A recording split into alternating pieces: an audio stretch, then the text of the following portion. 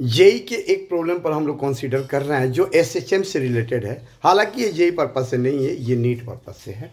Question JEE का है। देखिए, जेई में एसएचएम में बहुत टफ क्वेश्चन वो सब्जेक्टिव टाइप का नहीं दिया हुआ है। पहले उस टाइप का एक आध ठो क्वेश्चन होगा जो नहीं दिखा, वो डालेंगे हम टफ से टफ प्रॉब्लम्स जेई का सोच के डालते हैं और अपना टफ प्रॉब्लम डालेंगे। अभी वो नहीं डाल रहे हैं, अपना जो टफ प्रॉब्लम सेट कर सकते हैं। हम अभी जेई का टफ प्रॉब्लम उसी लेवल को देख रहे हैं, उसी का डाल रहे हैं और अपना टफ प्रॉब्लम इसके बाद डालना है। अपने बच्चों को जो मेरे पास जेई और नीट के लिए बच्चे पढ़ते हैं उनको देते हैं, प्रॉब्लम बनवाते हैं उन लोगों से अपना प्रॉब्लम, जो बहुत अच्छा होता है। खैर किसी बात को कहना, जो बच्चे मेरे पास पढ़ेंगे वही देखेंगे। और ये हम एक इसके बारे में भी एक इन्फॉर्मेशन आप लोगों को दे दें कि हम जेई और नीट का जो ऑनलाइन क्लास चला रहे हैं, यह ऑनलाइन क्लास फिजिक्स के लिए, यह ऑनलाइन क्लास जो है वह 1 महीना तक फ्री डेमो है। उसमें 1 महीना तक कोई भी बच्चा फ्री पढ़ सकता है और मंथली पे करना है, हर मंथ पे करना है। जब चाहे बच्चे स्टूडेंट्स छोड़ सकते हैं और कहीं से भी प्रॉब्लम पूछ सकते हैं। दूसरी सबसे बड़ी बात पढ़ाई ये टीचिंग के रिगार्डिंग बता दें कि हम जब क्लास लेते हैं तो बोर्ड पर जैसे ऑफलाइन में क्लास होता है वैसा क्लास लेते हैं, ऑनलाइन में भी। और लिमिटेड स्टूडेंट्स होते हैं, बहुत कम बच्चे हैं मेरे पास, बैच में बहुत कम बच्चे हैं। ये 25 से अधिक नहीं रखना है, ये हम प्लान बनाए हैं। और उससे भी 25 से कम ही स्टूडेंट्स को रखना है।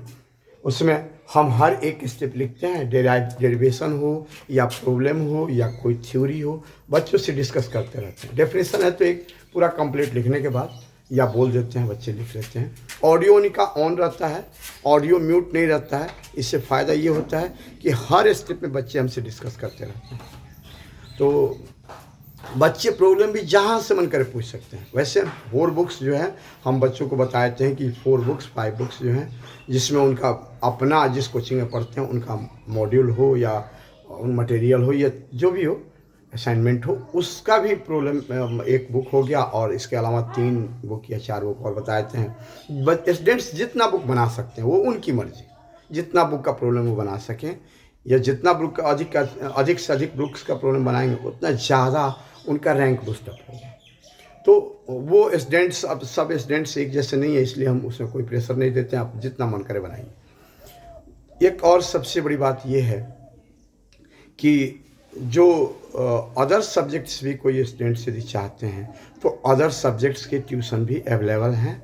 वो टीचर दूसरे टीचर हैं जिन जो अपने से पढ़ाएंगे, उनसे उनके बारे में वो अपना जानेंगे और हम अपने बारे में हम जानते हैं। मतलब कोई कोचिंग एस्टेब्लिश अभी नहीं किए हैं, लेकिन टीचर एसोसिएटेड टीचर हैं जो उसी जैसे जेई का लेवल है, जेई के बारे में, जेई के लिए पढ़ना है तो जेई लेवल के ही टीचर हैं, नीट के लिए पढ़ना है तो नीट लेवल के टीचर हैं। तो वो सभी टीचर अवेलेबल हैं। कोई भी स्टूडेंट्स चाहे तो 1 महीना तक फ्री डेमो कर सकता है सारे टीचर के पास। तो अब चलते हैं हम लोग जेई के उस प्रॉब्लम के बारे में। देखिए, ये प्रॉब्लम है एक यहाँ पर लिफ्ट है जो एक्सेलरेटेड है अपवार्ड डायरेक्शन में g/2 एक्सेलरेशन, और इसमें एक स्प्रिंग हैंग है जिसकी सहायता से एक ब्लॉक सस्पेंडेड है। इसमें ब्लॉक का अब यहाँ पर देखना है कि m मास का ब्लॉक है, ये देखना है हमें कि यह एलोंगेशन जो होगा, मतलब जब मेन पोजीशन के सिचुएशन में स्प्रिंग में कितना एलोंगेशन होगा, स्प्रिंग कितना एलोंगेटेड होगा, यानी रेस्ट पोजीशन के सिचुएशन में जब एक्सेलरेट हो रहा है ऊपर की ओर।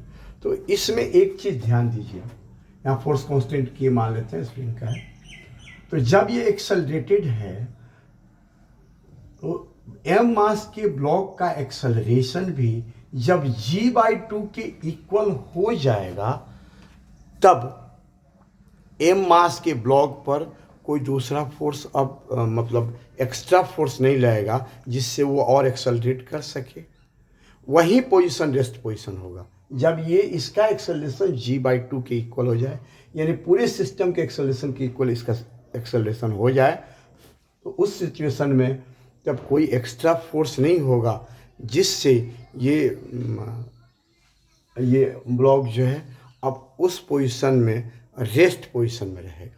उससे नीचे जब इसको ब्लॉक को हम डिस्प्लेस करेंगे, यानी स्प्रिंग को और एलोंगेटेड करेंगे, तब जाके ये ब्लॉक ऑस्किलेट करेगा, या उससे ऊपर ले जाएंगे तब भी ऑस्किलेट करेगा। यानी ऊपर ले जाएंगे तो स्प्रिंग अभी कॉम्प्रेस्ड नहीं होगा, क्योंकि स्प्रिंग में एलोंगेशन प्रोड्यूस हो चुका है mg फोर्स के कारण और एक्सेलरेशन के कारण, ऊपर की ओर एक्सेलरेशन के कारण।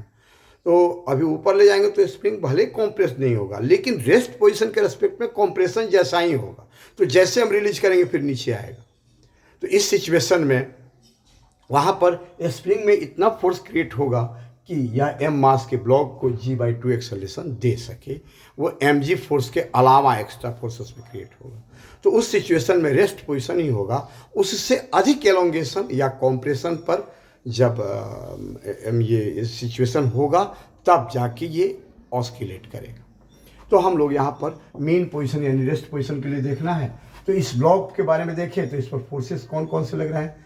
kx फोर्स ऊपर लग रहा है, एलोंगेटेड है। तो कॉम्प्रेशन के केस में नहीं होगा, क्योंकि ये जब एक्सेलरेट करेगा g/2 एक्सेलरेशन से तो स्प्रिंग पहले एलोंगेट ही ना होगा, कॉम्प्रेस नहीं होगा।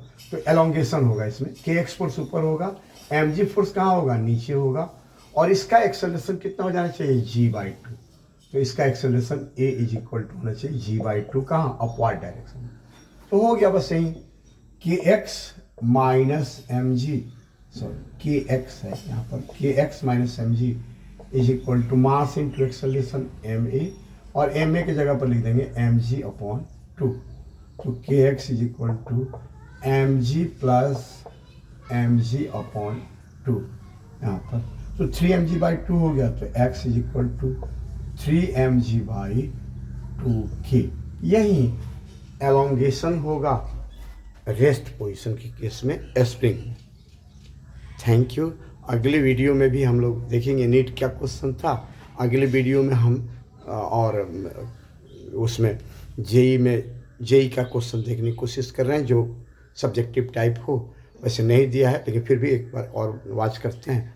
और दूसरी बात यह है कि हम अपना क्वेश्चन भी पहले एक बार हम सोच रहे हैं पूरा फिजिक्स कंप्लीट करने के बाद अपना क्वेश्चन दें।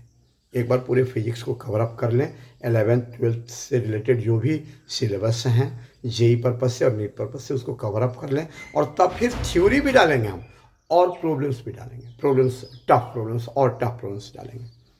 Thank you.